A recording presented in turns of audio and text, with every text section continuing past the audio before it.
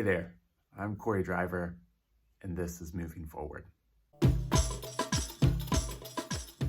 So this week we're going to talk about the compassion of Jesus and what happens after Jesus feels compassion. So Matthew 9:35 opens up with Jesus teaching and preaching that the kingdom of God is at hand. Jesus is going to, it says, every town and village. Jesus is going to every single place. And while he's there preaching and teaching, Jesus allows his eyes to be open, right? And he notices that the people are suffering. They are harassed and helpless, like a sheep without a shepherd. And Jesus feels compassion because people are being abused. And like any good Christian leader, he happens to be the best as Jesus. He prays. That's the first action step. Jesus notices that something is wrong as he's observing people. And so he prays and he counsels his disciples to pray. Pray to the Lord of the harvest to send more workers, because the harvest is great, but the workers are few. And so prayer is Jesus' very first step. There's injustice and horribleness in the world. People are harassed and helpless. So we've got to pray about it. And then the very next verse, it's in the next chapter, but Matthew 10:1, Jesus takes action, right? He doesn't stop with prayer. He starts with prayer. And then he sends out his disciples. He gives them authority, and then they're named. And then he sends them out. Even Jesus, the Son of God, going to towns and villages one by one is not enough for Jesus. He notices this. So his compassion forces him or allows him or provides the opportunity for him to change tactics.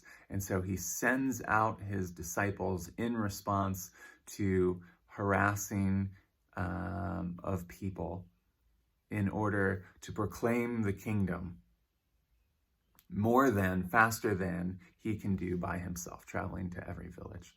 And so he sends the disciples to the house of Israel. We need to remark two things on this. The first is that we need to read this passage canonically with the Great Commission that we just read last week, right? So yes, Jesus limits the scope of the disciples' ministry. They don't go to Gentiles. They don't go to Samaritans. They are going to the house of Israel with the goal that eventually Jesus' disciples will make disciples of the whole world, of all nations, right? So it's not eternally exclusive at all, very much the opposite. But the second thing we need to notice is Jesus allows his ministry and work and attention and compassion to be focused on a particular community that needs it the most, right? So Jesus is sending his disciples where the hurt is. Let me say that again. Jesus is sending his disciples where the hurt is. He has allowed himself to be moved by particular compassion to a particular national community, and prays about it and then acts on it for the good of a particular community. Yes, Jesus is sovereign of the whole world. Yes, he will send his disciples to make disciples out of all the world. But what he does when he notices a problem among a certain group of people is pray and act among that certain group of people. That is Christlike compassion.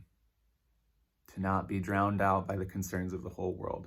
But when you're traveling, when you are among a certain group of people and you notice that they're harassed and helpless, you pray about it and then you act on it in the community for those people.